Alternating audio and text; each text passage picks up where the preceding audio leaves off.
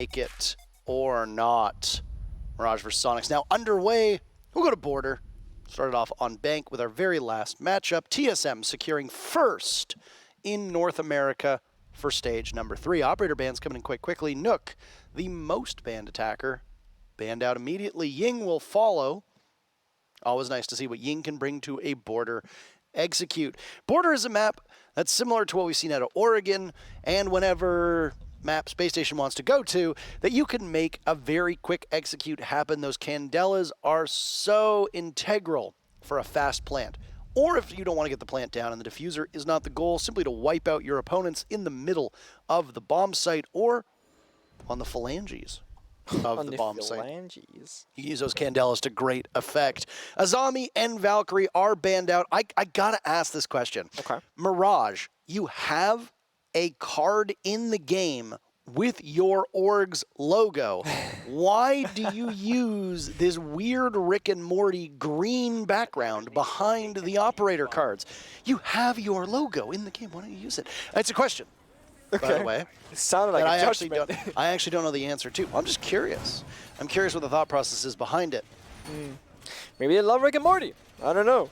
I did some double checking the numbers, by the way, Parker. So actually, hit me with it, if Astralis goes into overtime against their and they win in overtime, and Mirage they lose pretty massively against Soniqs, there's going to be a tiebreaker, and it comes down to round diff or like head-to-head or whatever. I'm not sure exactly, but there is a scenario where essentially we could see the Astralis game go OT, and it affect this scenario. Of course, only if Mirage loses. So, yeah. Crunch the numbers and send them to me. Crunch the numbers, flip them over, and send them to me. That's what I want. That's what I want you all to do in terms of tiebreaker potential. Either way, again, we will lay the stakes out in front of you. The winner of this matchup, doesn't matter if it goes to overtime, doesn't matter if it's in regulation, the winner of this matchup will advance to the Yonkaping Major. That's occurring next month in roughly about 35, 40 days' time, give or take. Soniqs looking to go as they have to previous majors. For Mirage, this would be their debut, and for most of the players on this team, nay, technically all but Dexter, this would be their LAN debut because Dexter did play that Saudi Arabian event. With Spacestation. With Spacestation, which, you know, I don't count. But I mean, I know there are people who do. So, that's fair. Anywho, this is an Armory defense upstairs. Mirage starting on defense. This was pointed out by the desk. Mirage loves their defensive rounds. Yep. That's where they're the strongest. They say, I spoke to Dexter about it, they play aggressive, they play front heavy, they just try and really be an issue. You know, not allow the enemies to execute and get comfortable anywhere in the map.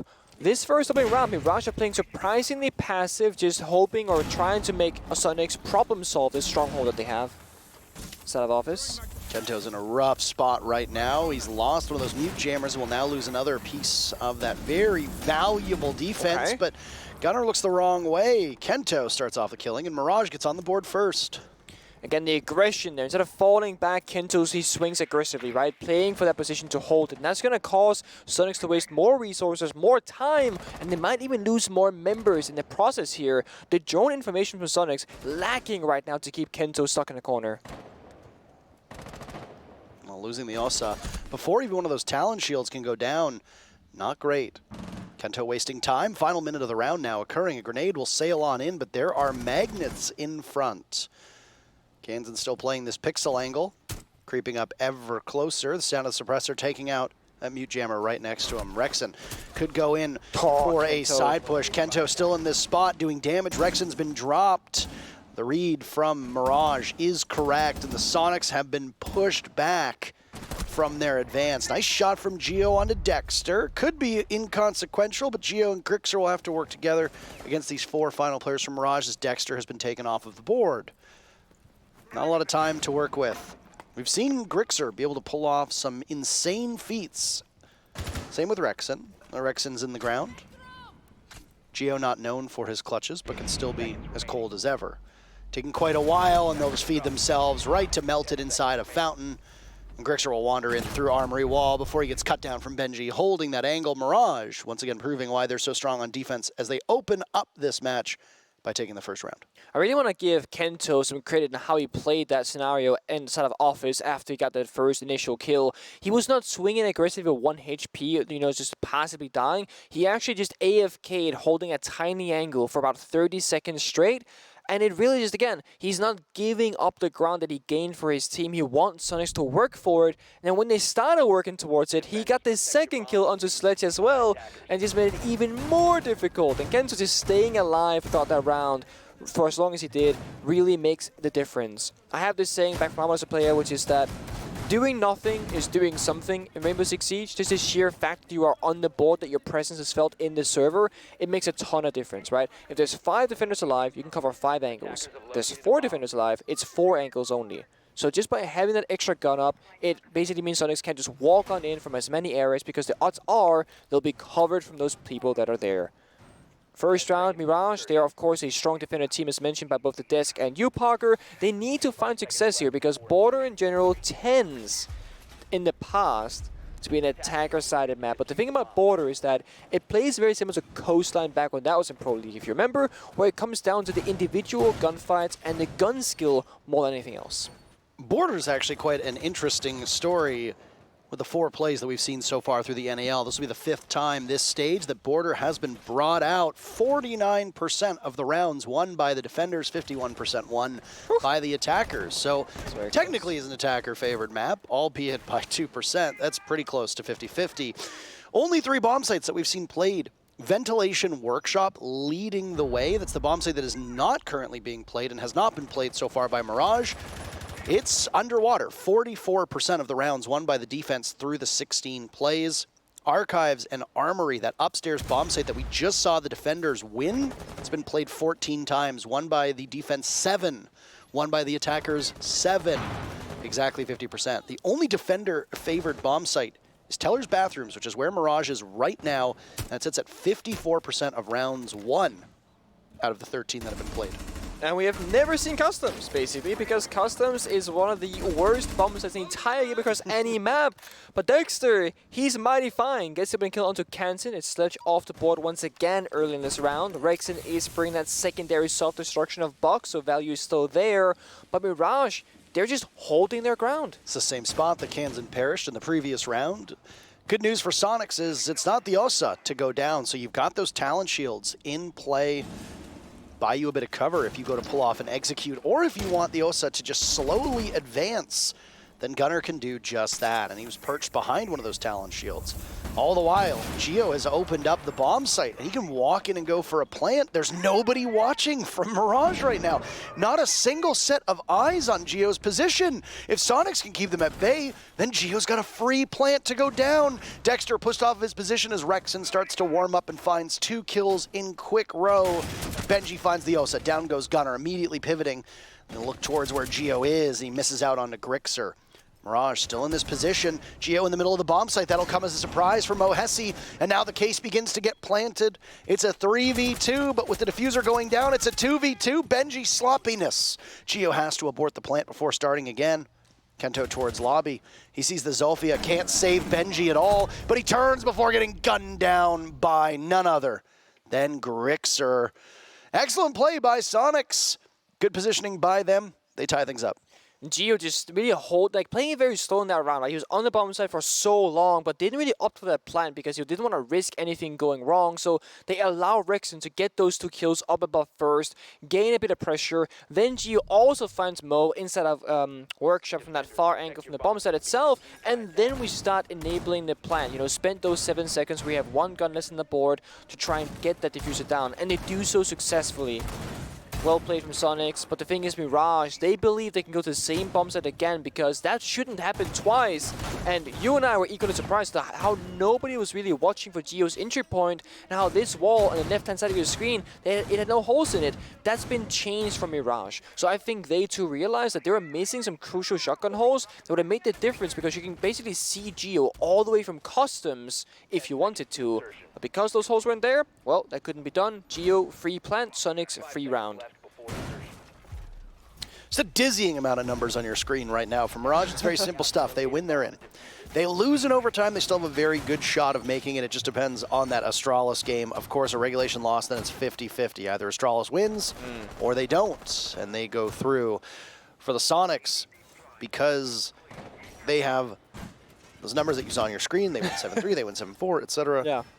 Chances go up completely differently. Either way, second crack at this bathroom teller's bomb site down on the bottom floor. Statistically, the most defender-sided of all of the bomb sites, and it has a very similar pick rate. As you pointed out, we do not see that customs bomb site at all. So the pick rates prior to today were 16 attempts at that ventilation workshop, 14 for archives and armory, and 13 for teller's bathrooms. That is a very close spread of these three sites, and it shows that when teams lose certain sites, they still go back. Killing starts quite early, a minute into the round. Benji and Kansan are both gone. Teams find themselves on the same footing, but again, Kansan can make no real progress on this sledge roll. Through 3 rounds, Kansan's impact has been very small, which is out of ordinary for him as a player. Trading the castle with sledge really favors the defenders, right? Because castle already has all his utility pieces down, he's got a weaker gun. Kansan, again, self-destruction, can open up those castle barricades and has grenades. So I like and love, in fact, that Gunner has picked a secondary set of grenades on Ayana, and I love that Grixer's on the floors as well, because in case Kansan falls, there are other ways to deal with these pieces of utility. But the thing is, last round, Rex had to find 2 kills up above single-handedly to have a chance for Soniqs. That hasn't happened yet, at least. So what is the answer going to be? Well, might be Gunner on the flank. Dexter really liking this spot. Rexon takes engagement to him, but it's a disappearing act. He heads through, melted, gets swung on by Gunner.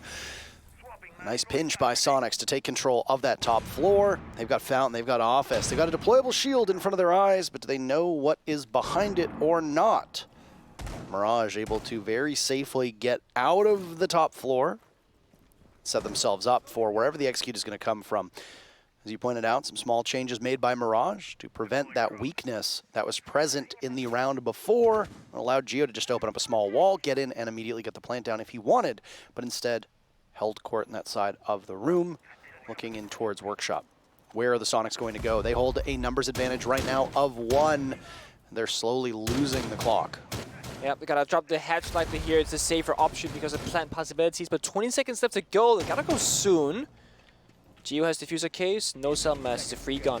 Geo taking some damage right now in the ensuing fray. Still has diffuser in hand, safely positioned. Rexon making everybody pay that comes across him. Grixer in on it as well. It's Dexter above in a 1v4 with 45 seconds as the diffuser goes down. This is where Dexter was before, up top, inside of Office. He sees the Tracer on the wall, but he doesn't know exactly where he is. Rexon picks up another big start to this matchup by Rexon. And all of Soniqs, in fact. Yeah, they lost out on that first round. But the defender-favored border that you were hoping for, Mirage fans, has not materialized just yet. And this defender-sided team has yet to show up. Soniqs up 2-1. I will say Soniqs' small adjustments are massive in impact. I mean, sure, they keep losing Kansan every single round. That stays consistent, but that doesn't seem to be a big issue for them because they still got the other 4 members doing really great work. But, for example, putting Gunner on that flank-ish role on the armory side of things, so we go for that pinch towards that fallback stage from Mirage, finding just 1 more kill, getting a bit more map control and just doing so much faster, it made all the difference for them. And Mirage, it seems like when they can't just continuously fight their opponent, that's when things get difficult for them. So in the very first opening round when they defended Armory, while Kenta was constantly fighting the enemies of Soniqs, the round ended on that initial attack. But on the following 2 rounds that we just saw on bathroom downstairs, that's not the case. We have a fight here, we stall out. A second fight ensues, we stall out. And that's where Soniqs on these strategical elements of the map are just a little bit further ahead. They're playing a little bit better, a little bit cleaner, and it seems like they know exactly what they want to do going through these rounds. Whereas Mirage, they're just kind of looking for fights. When they can't find them, or they aren't being given those specific fights, they don't really have other ways back into the round. And now we see Soniqs with one of their gimmick rounds, right? The Amaru, Gridlock, Lion. Normally, when we saw a Super back on this roster, it's one of those options you can like go for a fake plant on either the sandwich window, Archives balcony, etc. Tons of options. Yeah, this really is an interesting lineup being brought right now from the Soniqs. It certainly suggests quite a bit of pain, and that's exactly what Geo wants to do, but Benji reads into it.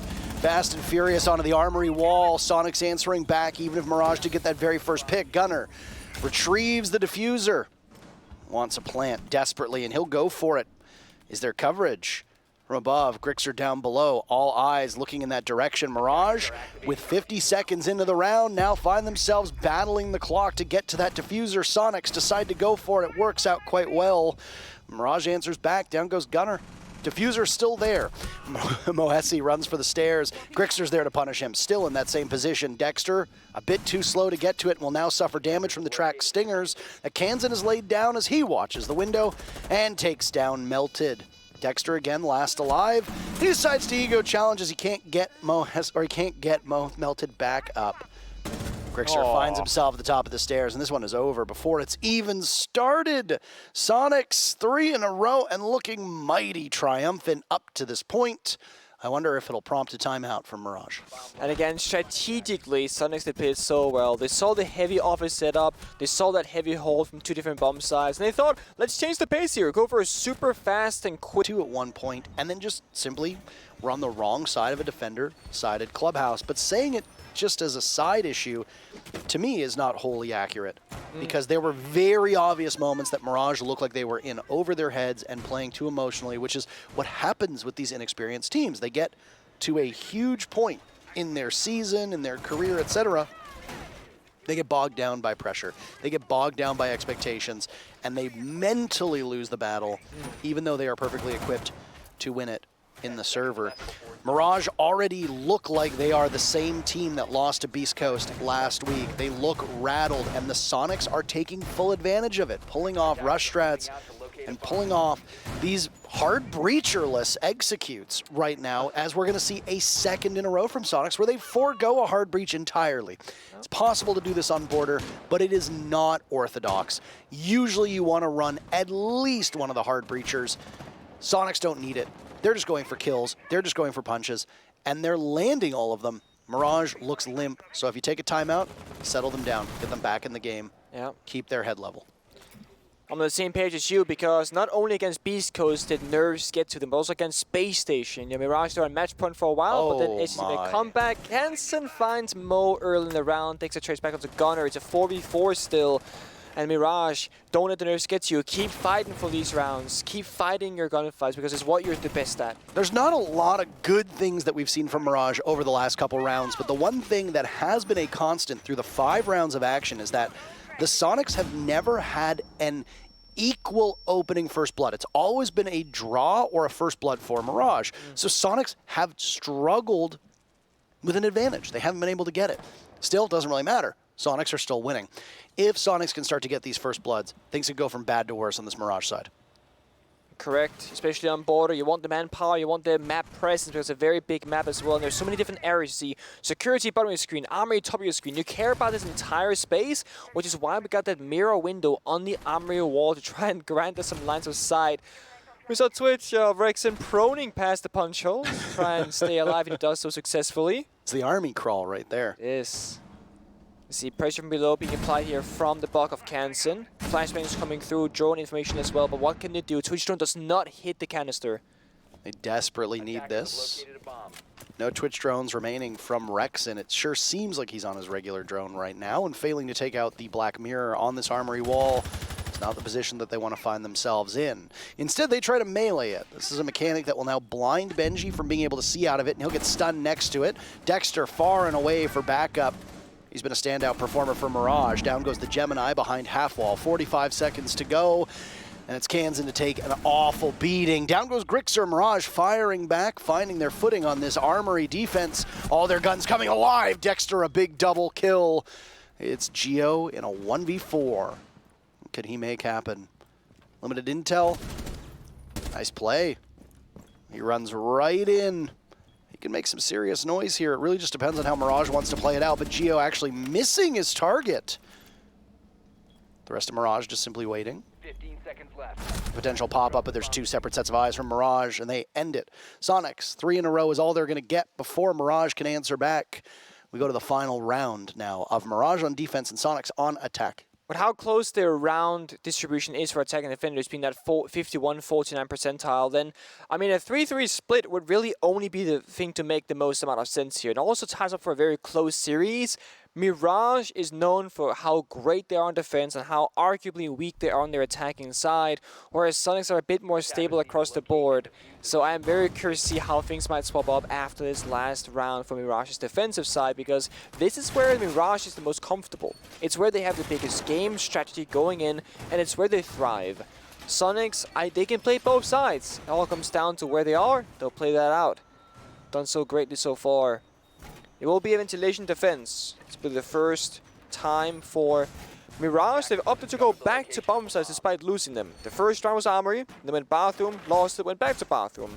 They went Armory, lost it, went back to Armory and won it.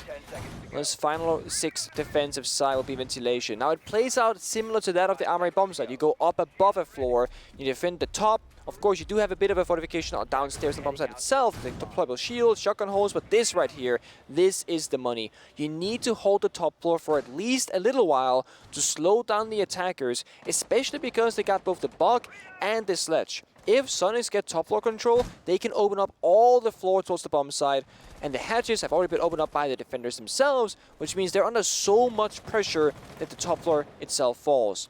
Gunner is in that execution style rush operative Amaru, and Gio is going to bring those Dokkaebi phone calls as well to help you roam clear out the map. Soniqs, they can strike from both fronts, fast or slow. It's their choice. Most fitting that we can see would be a 3-3 score line, given the way the border gets played out. Again, for those of you that didn't tune in when we were giving you the stats on this map, it's basically a 50-50 defender-attacker sided place to play. So a 3-3 would be pretty in keeping, frankly. It doesn't bode well for Mirage. This is a team that is significantly better on defense than they are on attack. That's where things might get more challenging, and despite a good first round by Mirage, they struggled from here on out. Soniqs might have gone a little too cute on the previous round. Gone with a more traditional lineup this time. Again, absent a hard breacher, but bringing those hard breach charges in the hands of Gunner. Playing the same stronghold is Mirage. It seems to be the one thing they got going for them quite well, but as I say that, they actually fall off that aggressive offense position as the wall was no longer reinforced for this particular defense. That means that Kansan now, once he finds out that the members of Mirage have left this area, can just walk on in, start taking that map control. Minute and 20 seconds left. We spoke about it earlier. The verticality from Kansan and Rexon, if they can get top floor control, is going to be absolutely massive for Soniqs. Dexter backing up, only 3 kills to his name, and there goes the Nitro Cell, does some damage, but not enough. Again, he disappears. And then that opening created by the explosive allows Kansan to see down below. Oh my, and he's just a bit too late. Kansan not looking like himself so far in this matchup at all, Nick. I wonder if pressure really is on the shoulders of these players. For Soniqs, they've been here before though, so there shouldn't really be any pressure for them. The only player who's really in a position of something new is Gunner. Calm and collected. Take out Soniqs on the attacking side. Druxa finds the kills with Kento, but they need more. That's the very first pick for Soniqs. This is something that they've struggled to do so far through this first half, and no answer back from Mirage just yet. So the numbers favoring SQ.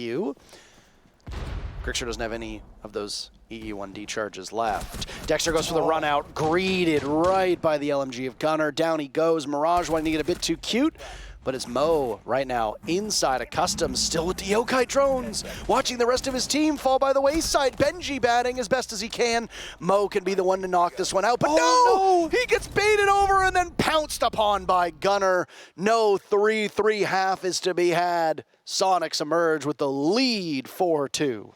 The thing we can take away from this is that if Mirage wants to make the major, at least in the fashion of winning this matchup and not have to rely on the other matchup of OXG and Astralis, they gotta prove it. If you're down 2-4 starting defense, which is your strongest side as a team, you need to now go all the way in your attacks. You gotta show us that you have fixed the issues, that your vulnerabilities and your weaknesses are now stronger than before, and that they're not as big of an issue as they were in the past. Secondly, you gotta not choke it out when it matters the most. And we have that question, who is more susceptible to choking now, Mirage or Soniqs? I think this might be quite lopsided. What do you think, people? Oh! Okay. No. I don't know if I agree with that. 50-50. I did not expect that. Good lord. Okay. All right. Well, the people have spoken. The people are never wrong. See, the numbers are simple. Any win is qualification. And then depending on how you lose, it'll change your exact odds of qualifying. Win outright, and you go to the major. We will know the third team based upon them winning in regulation. Will it be Soniqs? They seem to be in the better position to do so. Slightly favored attacker-sided map, but given how Mirage has struggled in the past on their attacks, it doesn't really matter what the stats of the map say. Soniqs should be good enough for at minimum 2 rounds. That puts them into overtime position, Nick. So they would, at worst, walk away with a single point, which could be particularly meaningful depending on what happens in that OXG Astralis matchup next. Let's get through this one first, though, before we speculate more. Oh, the timing. So close. He crosses for free. Quick bit of a nice kill. Missing out on that very first bit of action to Gio, who finds himself in maybe not the best place possible. He's got backup here. Still trapped inside of this position. That was a nitro cell, and it works on the Benji. That shield's not going to save you now. Could have gotten Kento as well. Mirage almost lost 2 from that single explosive. And that's just because there was no cover from the rest of their teammates. Benji left out to dry. I like how Gio's been playing this stage with Soniqs. I mean, he's playing such a different position and role than in the past from TSM. And look again, he's getting so aggressive, but it's punished this time. But a great trade back from Rexon, evens the numbers. Ooh, Rexon with 2 kills onto both Kento and Mohesi. I thought he could have a lineup for a third. Thing is that once you get past Rexon, you still got Kansan right next to him. Gunner's not too far off either. Soniqs have consolidated their defense around Fountain. Mirage finds themselves in a 2v4. A nade goes out, doesn't do any damage whatsoever. There's a Frost as well as a Capcan on the board. Melted a bit of a miss. Rexon picks up kill number 3, and he gets the quad as well as Soniqs pick up round number 5. Beautiful 4K. I mean, it's very cheeky Frost Matt because instead of being like right below the window where you expect it, you gotta, tilt it to one side, and we saw the struggle that occurred from that. Nice shots to hit on that as well. 4 kills in the round for him. And the discipline from Soniqs really is the difference maker. Gio plays aggressive, gets rewarded, gets that kill. Then here, aggressive a second time, you think, that's not so good, Gio. But Rexon is right behind him, which we can't see till after that happens. And he gets 2 kills off the trade of Gio. And of course, then finds 2 following afterwards. But just seeing that Gio wants to go with that aggressive play, knowing he can't quite get out, and he's stuck in that corner, they have the communication between them to say, okay, Gio, if you're going to make this play, let's increase the odds of it working out. Let's send the second member. Who's the closest member? Rexon. Okay, Rexon, you go with Gio, figure it out. And they do it. Very, very big key difference between, for example, Soniqs and Mirage. If those roles were swapped, we'd likely to see one member of Mirage playing the hero card and trying to make that play himself, whereas Soniqs, they don't want to rely on their heroes. Sure, when they appear, they're there. At Rexon, 11-3 so far on this server, but they don't necessarily depend upon it. It's more like a bonus addition when it appears. Gonna go to bathroom, change things up. They won their first defensive round. Momentum on their side. Soniqs also starting to find these uncontested opening kills now, gaining that mad advantage. You said, Parker, once that happens, that's really when Mirage are going to be in trouble because that's the only real thing they had going for them. They were either winning the opening gunfights or they were equalizing with a quick trade at least, and that's slowly slipping away.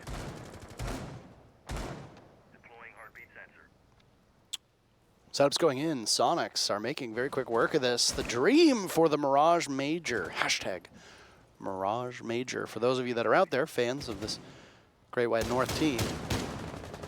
Well, they're losing the pulse very quickly. Not Grixer, though. He's actually pulse.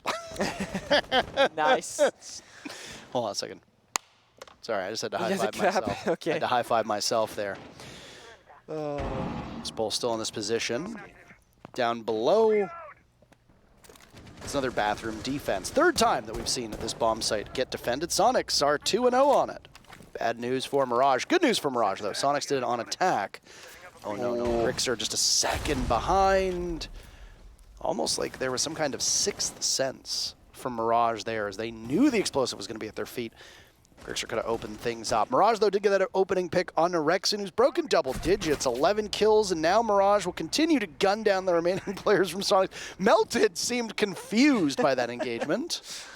You'll take it once you figure out what happened there, but it is a 5 versus 3. Why not take the free kill sometimes? You shoot down the barricade, you get a kill. This guy troll. Sure. Why is he standing there, man? What's he doing?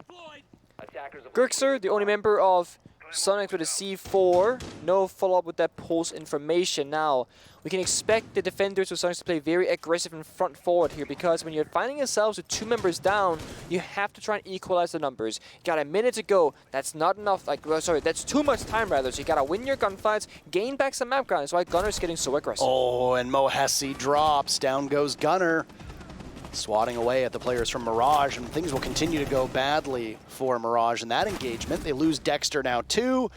They slay Cans and Grixer. What Jesse say? Often considered by many people to be one of the best players in the world. Who's saying that, Jesse? Well, I guess it's time to test his mettle. Diffuser's down in the very common spot. Soniqs know it well. It's where Geo planted it previously. Nice shot from Grixer onto Mohesi.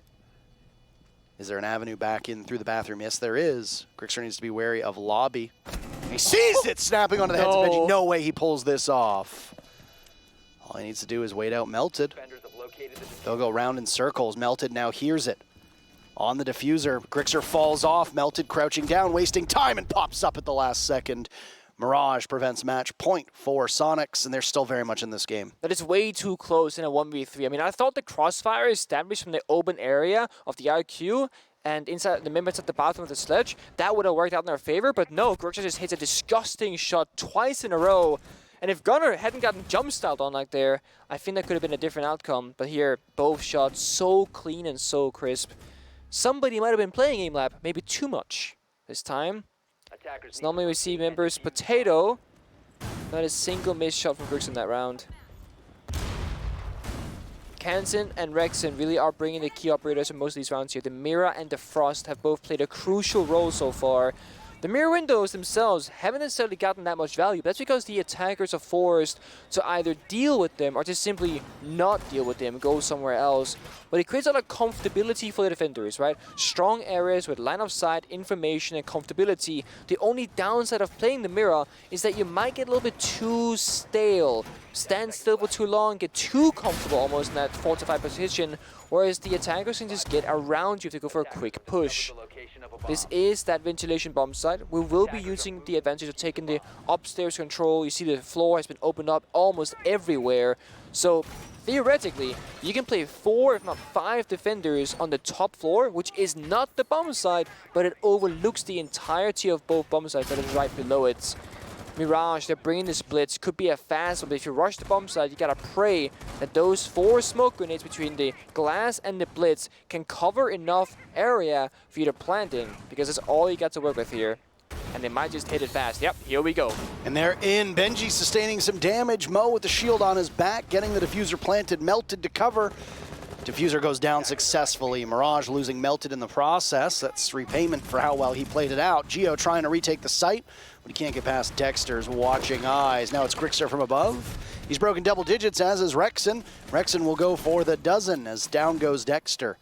Got to be wary of the blitz at the main door. Benji on a sliver of HP. He could easily be finished off as well, but the Soniqs need to figure out where these Mirage players are and who can get to the diffuser to cover in time. Grixer sees the blitz, tosses out an impact, does a little bit of damage to Mo. A hop out from Rexen caught out. Mirage right now answering this back quite well, but there's Grixer to do good work. Benji takes down Gunner. Grixer will need to clutch, but he's got 2 players to look at. He's in the same position he was in before, but the timer is too low. Mirage steals around away with that early rush. The Soniqs had no chance whatsoever. And it's a 1-round game. Mirage trails the Soniqs 4-5. That was incredibly close. I don't know if you might see that sticking out. That entire round could go sideways so quickly. It's a very well done job by Mirage, although be it very close with that counter diffuse. 5-4, still in favor of Soniqs. We are seeing similar lineups being brought up from both teams now. Back to stable, non-gimmicky operators. No more rushing around and going for one-offs. We're back to basics. XSET will grant information for his team. Follow up C4 this time for Kansen, so Pulse can use his scanner, Muzzy can help him out. Rexon continuously bringing out the Frost here to alleviate the window jump-ins, give information to shoot the Frost traps, etc. for audio cues. Gunnar bringing out Capcan can be annoying to deal with, especially if you're going too fast in towards the building. Drone work has to be great for Mirage, or they'll have to use Benji's IQ scanner to try and find where those traps might be, to therefore not get half their health bar chunked away from them.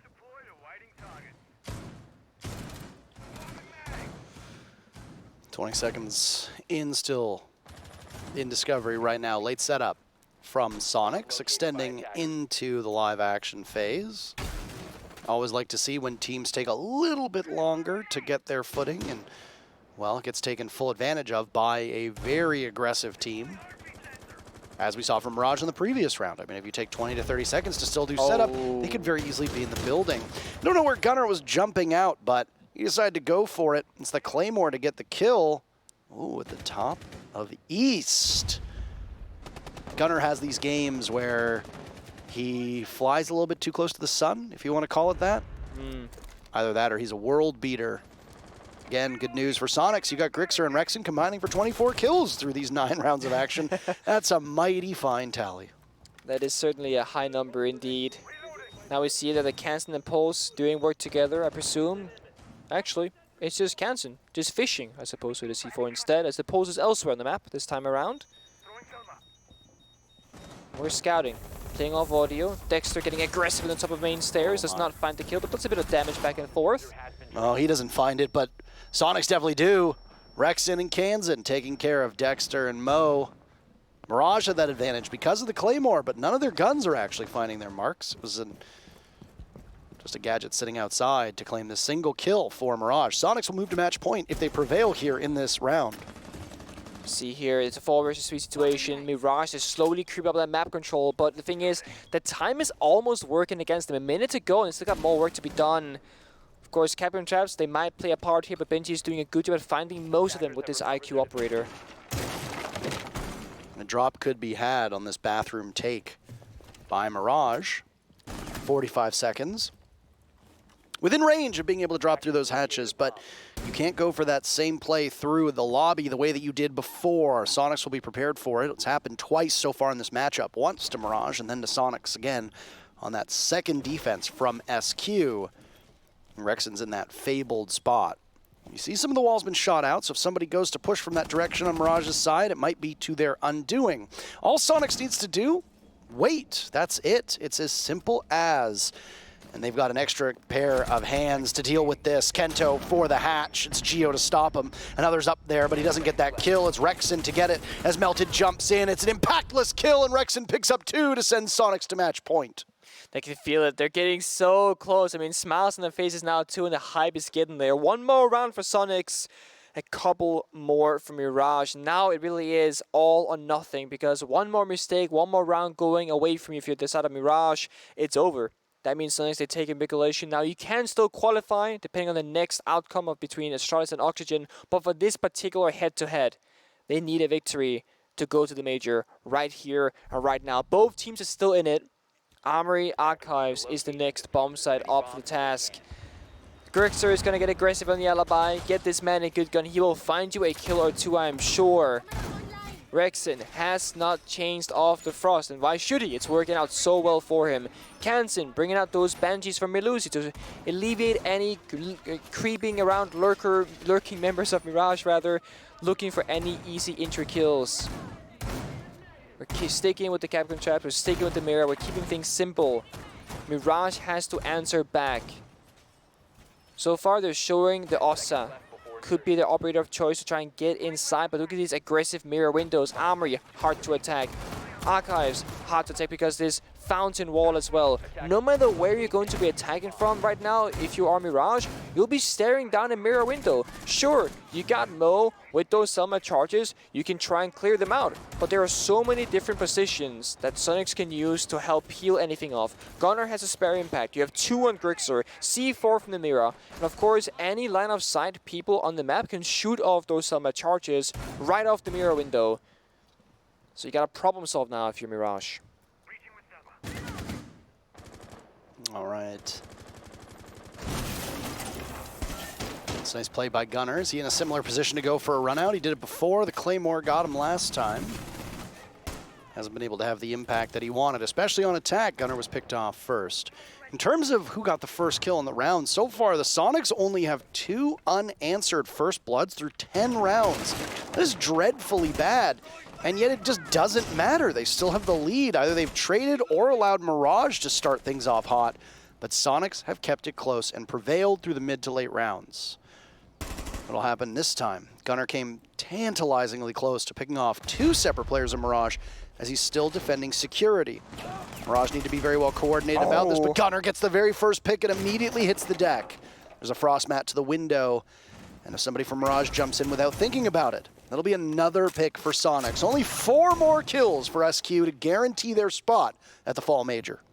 That opening kill right there is going to make Mirage's life so much harder because now you're fighting against the odds and you don't have anyone droning, no information. You're bucking blind below, Mo swinging blind horizontally as well. And who did you say blind? Mo blind.